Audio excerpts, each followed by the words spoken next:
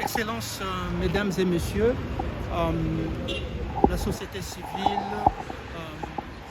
je suis le professeur Rolo Janissé Nkounkou, je suis le premier docteur en droit international du pétrole, des minerais et de l'énergie. Je suis aussi procureur international des affaires pétrolières, minières et énergétiques des Nations Unies et je suis officiellement le secrétaire général des Nations Unies élu. Donc les élections ont commencé en 2020. En 2020, la reine Elisabeth nous a soutenus, le pape François et beaucoup de présidents, les premiers ministres m'ont soutenu, mais la société civile, les femmes, beaucoup de mouvements m'ont soutenu, les musulmans, mais aussi les pétromonarchies, parce que je viens du monde, je suis docteur en pétrole, m'ont soutenu et nous avions gagné. Maintenant, il y a eu reprises, il y a eu des personnes de mauvaise foi qui ont repris l'élection jusqu'à au moins 1000 fois. Donc de 2020 jusqu'au le 17 mai 2023, il s'est passé plus de 1000 votes et je gagnais toujours. J'ai été soutenu et je remercie celles et ceux qui m'ont soutenu. Je remercie la société civile. Je remercie tous ceux et celles et les anonymes, les volontaires qui nous ont soutenus pour être élus secrétaire général des Nations Unies. Donc nous attendons de nous asseoir. Pourquoi nous avons été élus? Simplement, d'abord la compétence. La compétence. C'est vrai qu'il y a beaucoup d'experts, mais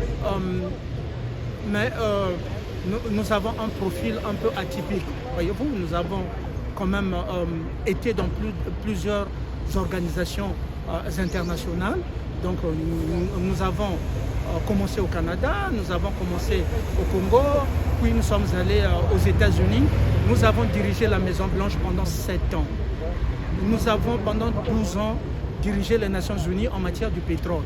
Nous sommes le premier docteur en droit international du pétrole, des minerais, de l'énergie. Donc chercher des solutions mondiales sur la prospérité construite à partir sur la base du pétrole, des minerais, de l'énergie. Beaucoup ont réorganisé le marché parce que jusque-là, les gens pillaient et puis voilà, l'économie est venue donner des chiffres. Et les gens restaient dans la pauvreté. Donc nous avons beaucoup contribué à la santé et la prospérité pour créer des emplois un peu partout. Bon, maintenant, il reste que nous puissions nous asseoir à New York. Nous attendons toujours jusqu'à présent. C'est un peu atypique. Quand nous sommes venus, il y a des personnalités en Suisse qui sont passées par les élections. Ils sont tous assis. Alors, ce n'est pas facile de gagner une élection mondiale. Les Suisses ont gagné les élections de Genève, de canton de Zurich et tout ça. Mais ce n'est pas facile dans les conditions extrêmes. Les conditions d'extrême, nous n'avions pas de financement parce que notre argent avait été bloqué. Ici, nous avons beaucoup d'argent. Nous allons régler ça de façon interne. La Suisse nous avait écrit pour dire que nous allons régler ça de façon interne. Mais ce n'est pas facile, sans passer par les télévisions publiques, faire campagne et gagner plusieurs élections. Donc aujourd'hui, il n'y a plus de discussion. Antonio Guterres le sait, sa députée, Madame Amina Mohamed le sait, Sunak, le Premier ministre Sunak le sait, Joe Biden le sait, le président Xi Jinping le sait, le président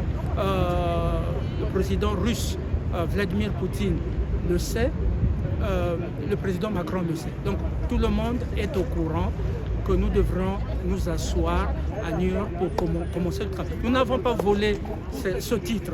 Nous n'avons pas volé ce titre. Autrement, ça ternirait notre crédibilité. Mais nous avons présenté un programme clair. La justice pour tous, la liberté pour tous, l'indépendance financière pour tous, l'économie pour tous, l'éducation pour tous et comment dirais-je, la prospérité pour tous. C'est des programmes que nous avons déjà Quand vous allez sur le site des Nations Unies, à la CNU7, à l'OMS, ce sont nos programmes, c'est mes programmes à moi que j'avais donné aux Nations Unies. Donc les programmes sont déjà là. Il reste un processus d'achèvement. La protection des femmes. Les femmes font l'objet de menaces. Des menaces. Voilà. À peu près.